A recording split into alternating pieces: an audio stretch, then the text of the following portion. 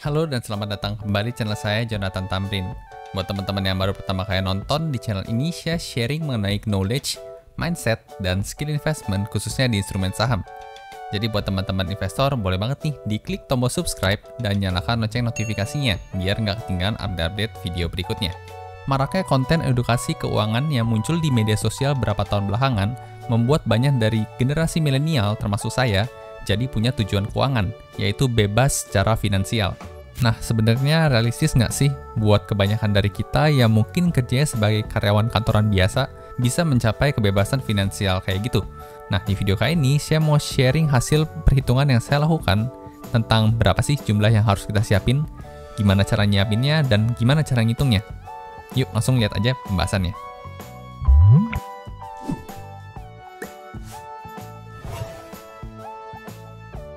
Oke, sekarang kita masuk ke pembahasan financial freedom, ternyata butuh segini rupiah. Nah, mungkin sebelumnya kita bahas tentang definisi yang saya gunakan dulu ya. Di sini financial freedom yang saya gunakan adalah kondisi keuangan di mana seorang tidak perlu bekerja aktif menghasilkan uang untuk memenuhi kebutuhan hidupnya. Nah, kenapa? Karena kebutuhan hidupnya ini sudah di-cover oleh passive income ya, atau pendapatan pasif. Memungkinkan nggak? Sangat memungkinkan. Nah, gimana caranya? Nah, banyak ya. Seperti misalnya kita sebagai owner sebuah bisnis gitu ya, kita punya karyawan yang bekerja dan menghasilkan uang untuk kita. Itu jadi kita tidak perlu bekerja secara aktif lagi. Atau kita menabung deposito. Nah, bunga depositonya juga akan memberikan return atau uang untuk kita gitu ya, dengan imbal kita menabung dengan jangka waktu tertentu. Kita juga bisa invest saham gitu ya, bisa terima dividen dan terima capital gain. Kita juga bisa mungkin invest di properti gitu ya, dapat capital gain juga, bisa kita sewakan. Nah, itu semua sifatnya kan pasif. Ya, kita tidak bekerja secara langsung, tapi uang masuk untuk kita. Nah, sini saya terangkan quotes yang cukup terkenal dari Warren Buffett, yaitu if you don't find a way to make money while you sleep, you will work until you die. Yang artinya, kalau teman-teman nggak mencari cara untuk menghasilkan uang sambil tidur, maka teman-teman akan perlu kerja sampai mati gitu ya. Nah, kebanyakan dari kita tentunya nggak mau untuk kerja terus sampai kita meninggal nanti, demi untuk memenuhi kebutuhan hidup. Nah, makanya konsep financial freedom ini jadi penting ya, dan jadi tujuan dari kebanyakan dari kita juga. Nah, sekarang bagaimana cara ngitung jumlah uang yang perlu kita siapin untuk bisa mencapai financial freedom ini? Tentunya kan tiap orang punya kebutuhan yang beda-beda ya. Ada yang dengan UMR aja cukup untuk memenuhi kebutuhannya, ada yang mungkin punya tanggungan hingga perlu lebih dari UMR. Nah, coba kita bahas satu-satu ya. Kita masuk ke skenario yang pertama dulu. Di skenario pertama ini saya coba buat jika expense bulanannya itu hanya sekitar 4 juta per bulan ya, atau UMR Jakarta kurang sedikit. Nah, kalau kita punya expense 4 juta per bulan, berarti kalau disetahunkan itu kan berarti kali 12 ya. Berarti kita dalam setahun menghabiskan 48 juta rupiah. Nah, kemudian dengan bunga deposito yang rata-rata per tahunnya sekitar 4%, ini kebetulan karena belakangan tahun ini lagi pandemi, maka bunga depositonya sekarang saat ini 3,5%. Namun rata-rata biasanya sih sekitaran 4%-an untuk bunga deposito bank. Nah, kalau kita patok bunga deposito 4%, maka uang yang perlu kita siapkan dana dingin yaitu sekitar 1,2 M ya. Kenapa 1,2 M? Karena 4% per tahun dari 1,2 M itu adalah 48 juta. Jadi kalau teman-teman di skenario pertama ini bisa nabung hingga punya dana dingin 1,2 M, itu sudah bisa financial freedom gitu ya. Ya, dengan bunga deposito aja kita taruh di bank, kita deposito setahun, kita dapat bunga itu 48 juta, yaitu kebutuhan kita selama setahun. Namun tentunya biar lebih aman, tentu kita perlu juga dana darurat ya. Dana darurat di sini saya hitung 6 kali dari expense bulanan. Ya, jadi 4 dikali 6, 24. Nah, maka yang harus kita siapkan ya tentunya dana dingin tambah dana darurat ya, yaitu 1,2 M tambah 24 juta. Jadi kalau kita sudah punya dana segini ya, dengan konteks skenario pertama ini, berarti kita bisa financial freedom. Karena dengan bunga deposito aja kita bisa hidup gitu ya, nggak usah kerja lagi. Nah, sekilas kalau kita lihat iya angkanya gede ya, 1,2 M-an. Tapi apakah ini perhitungan yang cukup akurat? Nah, sebenarnya kita juga perlu mempertimbangkan yang namanya inflasi ya. Nah, kalau teman-teman cek data inflasi Indonesia 10 tahun terakhir, ya di sini saya ambil sumbernya dari tradingeconomics.com. Ya, belakangan tahun ini karena pandemi memang inflasinya turun ya, jadi sekitaran di bawah 2%-an. Namun kalau kita rata-ratakan dari 10 tahun terakhir, itu sebenarnya paling banyak di kisaran 4%-an ya. Ya, kurang 4%, ini kan sempat naik, jadi rata-rata kurang lebih 4%-an, 4-5%-an lah per tahunnya. Dimana kalau inflasi itu 4-5% per tahun, itu kurang lebih itu jadi 50% per 10 tahun. Ya, jadi kalau teman-teman ngumpulin duit ya, dana dingin dari sekarang gitu ya, sampai 10 tahun ke depan, itu ntar kegerus sama inflasi. Karena inflasi di sini rata-ratanya lebih besar dibanding bunga deposito yang ada. Jadi sebenarnya untuk skenario pertama perhitungannya kurang tepat gitu ya. Nah, bagaimana yang lebih tepat? Nah, kalau kita asumsikan kita mau nabung sampai 10 tahun terakhir gitu ya. Misalnya kita tujuan untuk financial freedom-nya 10 tahun ke depan. Maka, jadi seperti ini. Karena tadi expense bulanannya tahun ini misal 4 juta, 10 tahun ke depan kan inflasi kurang lebih 50%.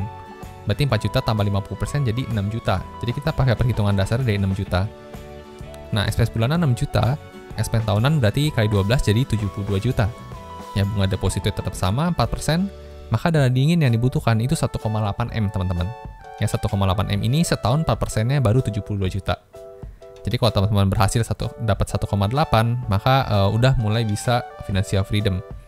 Tentunya jangan lupa juga dana darurat ya, 6 kali dari expense bulanan, yaitu 36 juta. Jadi total yang dibutuhkan sekitar 1,836 miliar, teman-teman. Lebih gede daripada 1,2 M tadi. Nah, kalau kita membayangkan 10 tahun ke depan apakah kita bisa nabung punya 1,8 M, kayaknya agak susah gitu ya. Namun kabar baiknya adalah kita punya skenario yang lain. Ya, skenario ini nggak cuma pakai bunga deposito 4% aja. Nah, bagaimana skenario selanjutnya? Nah, ini skenario kedua saya buatkan ya dengan expense bulanan yang sama, yaitu 6 juta, expense tahunannya juga sama berarti 72 juta. Namun di sini kita nggak pakai deposito gitu ya. Kita pakai capital gain. Ini bisa dari apa aja?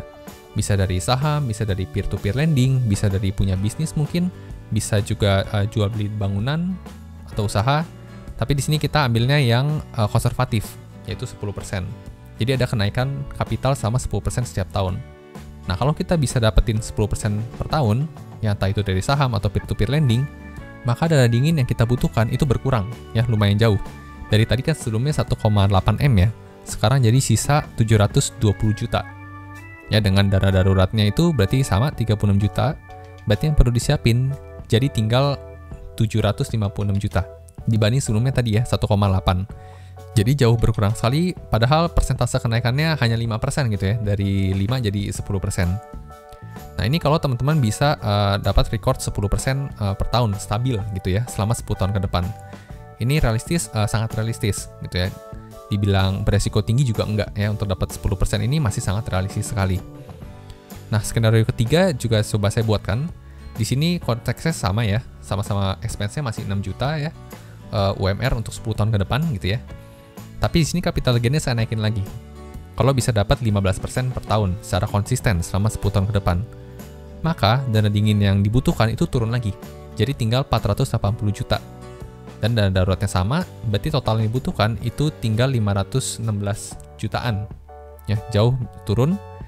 Dan kalau teman-teman misalnya profil resikonya itu agresif gitu ya, masih muda, mungkin bisa lebih agresif untuk berinvestasi, maka teman-teman mungkin bisa masuk yang skenario 4.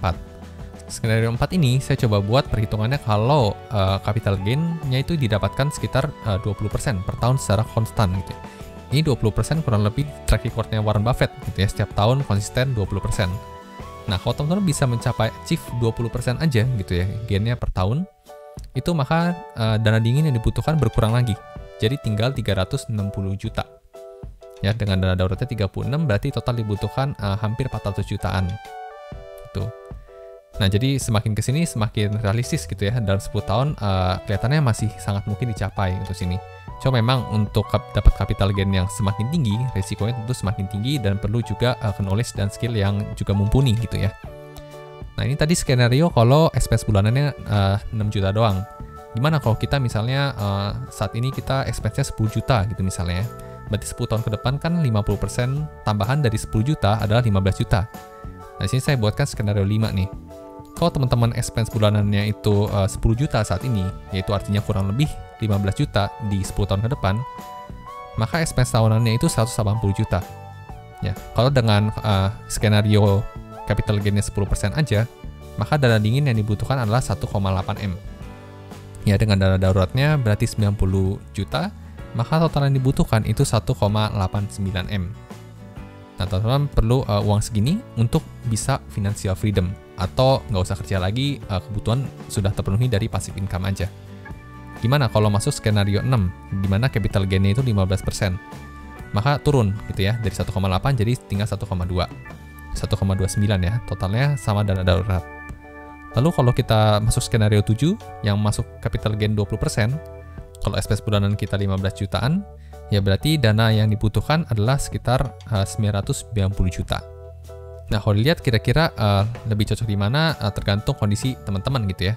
Namun kalau misalnya teman-teman masih single, masih lajang, mungkin skenario 2 dan 3 ini yang bisa dipertimbangkan untuk mulai ditabung gitu ya, dicari total dana yang dibutuhkan, disiapin. Nah, kenapa? Karena kalau kita misalnya menghitung total yang dibutuhkan ini ya, kita bagi dengan 10 tahun dan dibagi dengan 12 bulan, maka teman-teman perlu untuk menabung sekitar 6,3 jutaan per bulan. Ya, selama 10 tahun, maka akan achieve total dana ini. Nah, kalau skenario 3 gimana? Kalau skenario 3, berarti dana yang dibutuhkan adalah sekitar 4,3 juta per bulan. Konsisten selama 10 tahun, maka akan mencapai angka ini. Maka kurang lebih dalam 10 tahun, kalau kita konsisten nabung segini, jadi kita benar-benar bisa financial freedom. Nah, realistis nggak untuk angka 6,3 juta per bulan dan 4,3 juta per bulan? Menurut saya sangat realistis gitu ya. Bisa kalau teman-teman punya pacar atau sudah punya pasangan yang ikut bekerja juga, itu bisa patungan untuk menghasilkan ya 6,3 juta per bulan secara konsisten. Tentu kan kerja setiap tahun mungkin ada kenaikan jabatan, penghasilan bertambah gitu ya. Jadi saya rasa masih sangat realistis. Nah, kalau saya sendiri pakai skenario yang mana? Nah, kebetulan saya juga karyawan kantoran ya, dan saya akan selalu mengusahakan untuk bisa saving sebulannya itu yang ini, 6,3 juta per bulan. Tapi dengan skill dan jam terbang investasi yang saya punya, saya berharap bisa dapat di capital gain yang skenario 4 ini, yaitu 20%. Nah, kenapa seperti itu? Supaya biar financial freedom-nya bisa lebih cepat gitu ya. Jadi nggak sampai 10 tahun, ya mungkin 5 atau 6, kalau bisa malah 3 tahun sudah bisa mencapai financial freedom. Yaitu cita-cita terbesar saya lah. Oke, jadi itulah hasil sharing saya tentang berapa jumlah yang harus disiapkan, gimana cara nyiapinnya, dan gimana cara ngitung supaya biar kita bisa financial freedom. Dan kalau dilihat, menurut saya sih masih masuk akal ya, buat kita sebagai karyawan biasa untuk bisa financial freedom. Setelah dengar penjelasan saya tadi, skenario apa nih yang teman-teman pakai untuk mencapai financial freedom-nya teman-teman?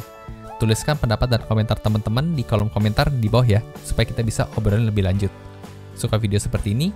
Jangan lupa di like dan bagikan ke teman-teman investor lainnya ya, supaya kita sama-sama bisa mencapai financial freedom-nya kita. Sampai jumpa di video berikutnya.